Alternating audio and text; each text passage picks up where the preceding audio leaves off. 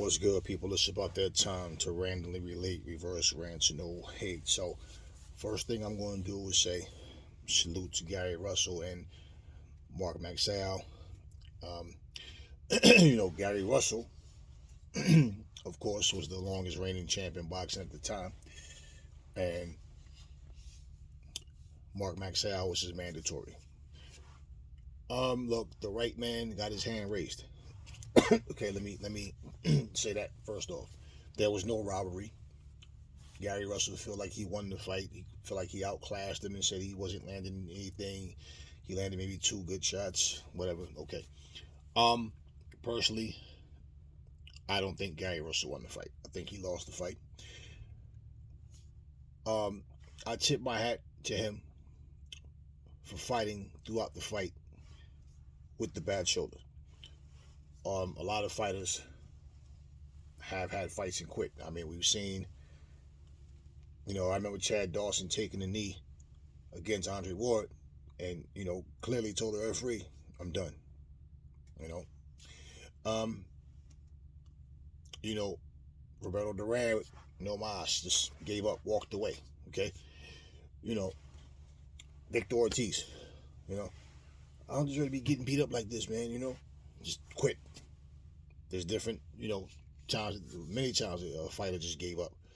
You know, but at the same time, Gary Russell, he said coming into this fight, he was already injured. He had the bad shoulder. Now, I don't know why Gary Russell sits out so long. He fights like once a year. I don't know if it was like, okay, I really need money. This guy is my mandatory. I need to fight or I'm going to get stripped. Can we push the fight back? I don't know.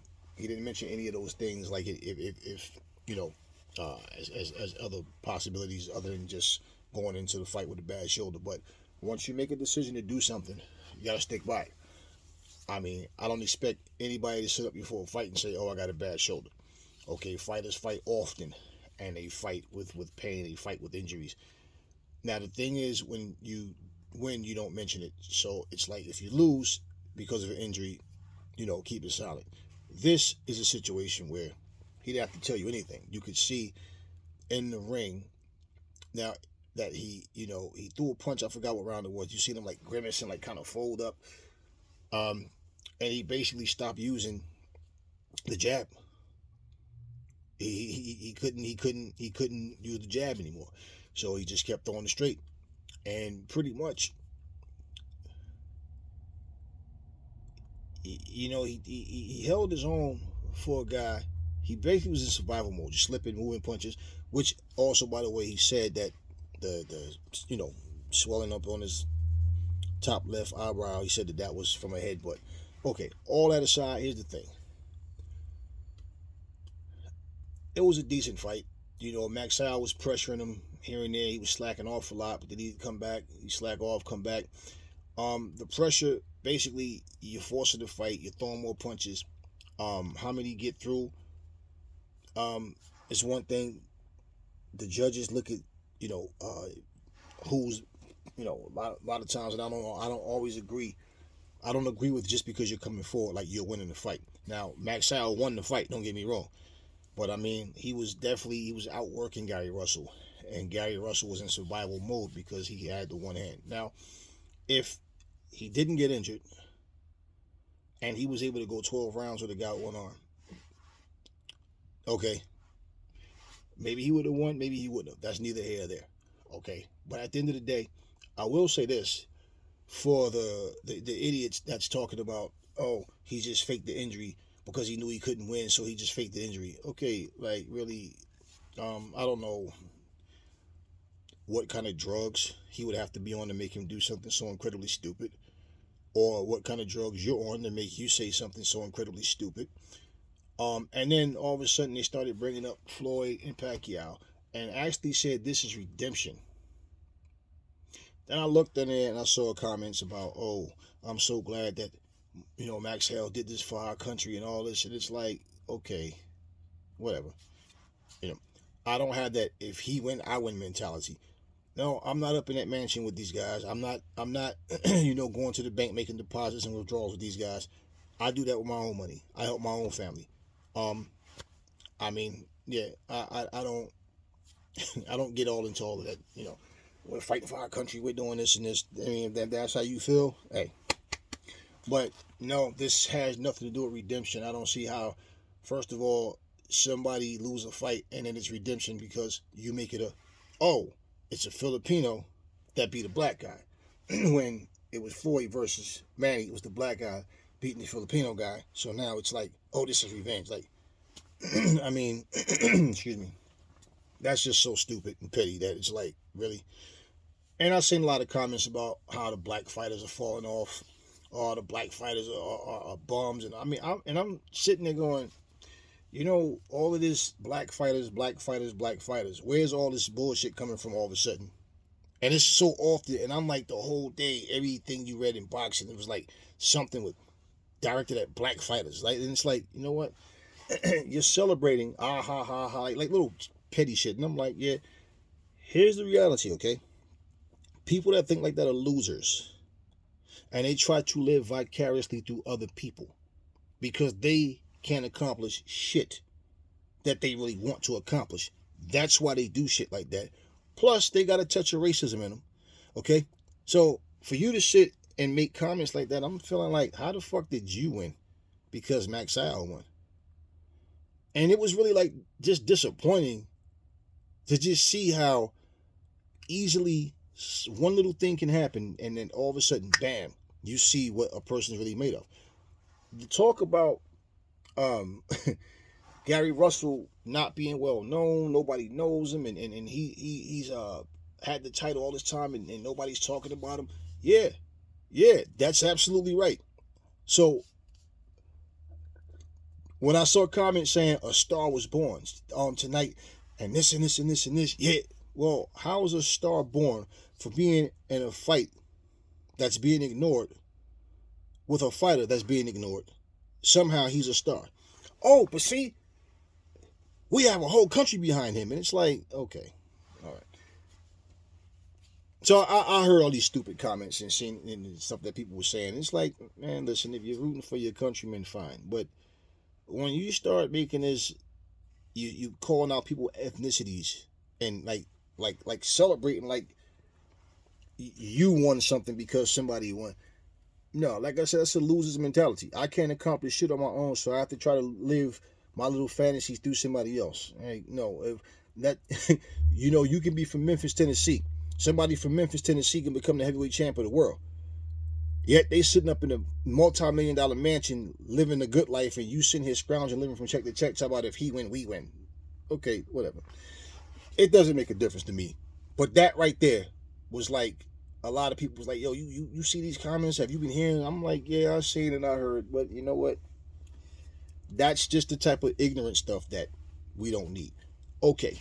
What I will say though, in regards to Gary Russell, which I told you guys before, he's in a division that has good fighters, but they don't have big names. Okay, there's no superstars in that division at all. And there's no big names. And there are some good fighters there. Okay. When he called out everybody, Tank Davis, Devin Haney, all these guys, Terrence Crawford, then he's claiming he was going to go up to 147 and fight Terrence Crawford. He was going to go up and fight Haney. He was going to go fight Tank. I told you guys he's trying to get attention to himself because he's gone unnoticed. And in all honesty, it just wasn't a good look. Okay, and the cherry on the top with that was this. If you remember the negotiations with Bill Haney and Devin Haney, that which I spoke about in the previous video as well, and that basically ended with what happened? He denied, talked about the term sheet, and then they ended up saying, okay, you and your team drop the term sheet, and we'll meet your requirements. How about that? Now, the crazy part about that is this, right? I don't know if you guys remember or aware, right? He said he wanted 1.5 million. Team Haney said no problem. They granted him his wish. No problem. You got the 1.5 million. So let's make this happen. And then pretty much you heard Devin Haney, Gary Russell saying that he was gonna, he was gonna send his term sheet. he's gonna send it. He was on the live, and he's like, as soon as I get off this live, I'm sending that term sheet to you. Y'all remember that? So what happened? He never sent the damn term sheet. He never sent it. So basically, in this fight, what we found out, at least what the word is, that he got $500,000 for this fight versus 1.5 million. What's puzzling to me is why in the hell did you turn down the damn fight? You did all that talking. I told you guys he didn't really want those. He's saying he want this and that, and you turned down 1.5 million to fight for 500 million. At least after you would have lost to Devin Haney, you would have lost to a champion and a more notable fighter. Because trust me, nobody knows who the hell Magsayo is.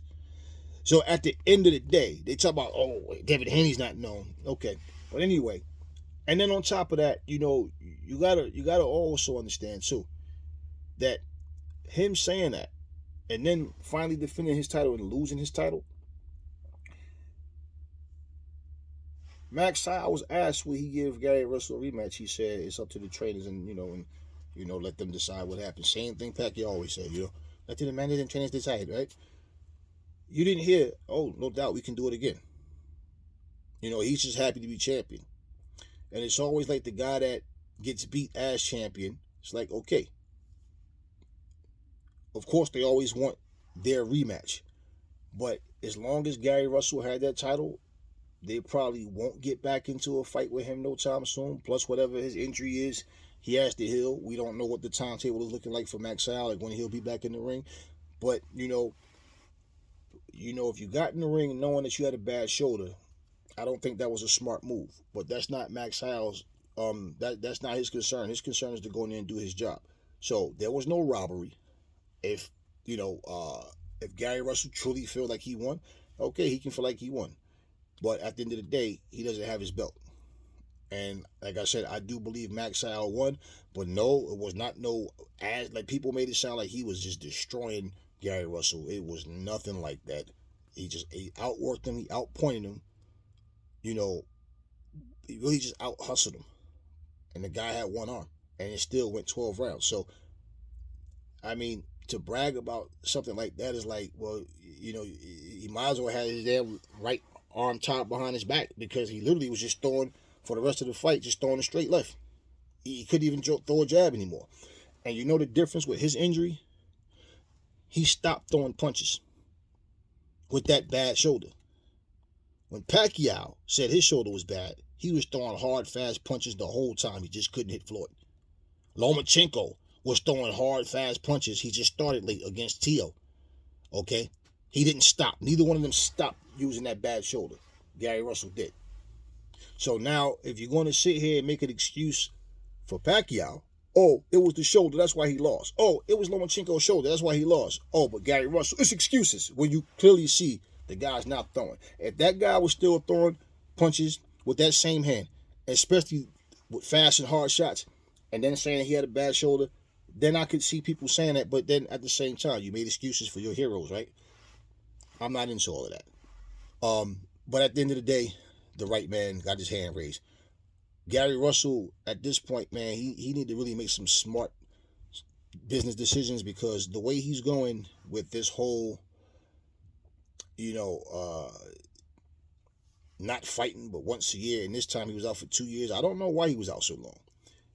And at his age, he need to get it moving because before you know it, the time will pass him by, and it's like, hey, you was the champ for all these years, man, and nobody even really knows who the hell you are. And, now you get somebody else in boxing. You know how things go. They're always trying to find that next star.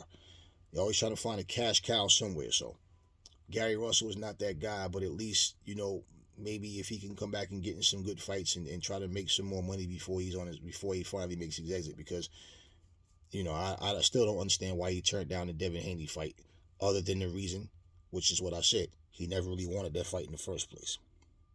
He didn't want Terrence Crawford for real. He talked about punching him in the face. He didn't do any of all this stuff. But where's the contracts? And they gave you. Team Haney gave you.